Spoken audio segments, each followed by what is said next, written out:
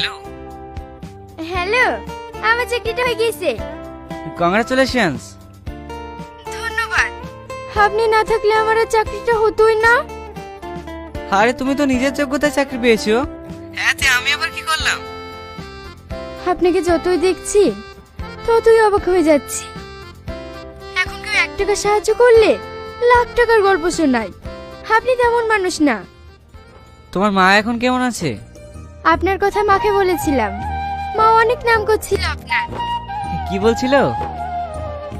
বলছিল এমন একটা ছেলের সাথে যেন আমি বিয়ে করি। তাহলে তোমার মায়ের ইচ্ছা পূরণ করে দাও। আ কিছু না। বলছিলাম কালকে আপনি ফ্রি আছেন? হ্যাঁ, তোমার জন্য আমি সারা জীবন ফ্রি। আচ্ছা, তাহলে কাল দেখা হচ্ছে।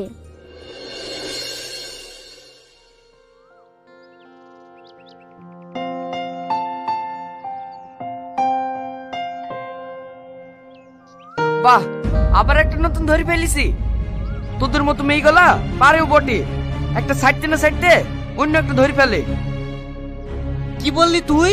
ওর নামের একটা বাজে কথা বললে তো জিভ আমি টেনে ছিঁড়ে ফেলবো। হাট এখান থেকে।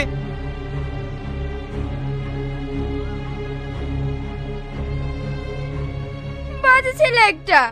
আমি ওর সাথে প্রেম করি না বললে ও আমার নামে আজে বাজে কথা বলে বেড়ায়। আমি কি ওর জন্য বাড়ি থেকে বেরোতে পারবো না? আর একটা বাজে ছেলের জন্য তুমি কেন কান্না করছো? দেখো, তোমার চোখের পানি আমার সহ্য হয় না। কেন? ভালোবাসো আমাকে?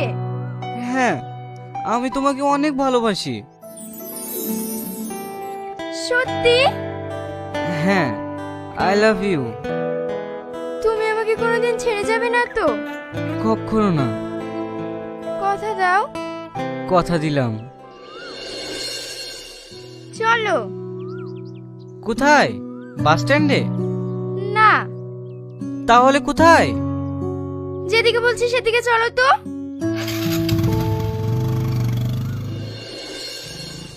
এবার বাদিকে। আমরা কোথায় যাচ্ছি সালমা? থামো, এইখানেই আমার বাড়ি।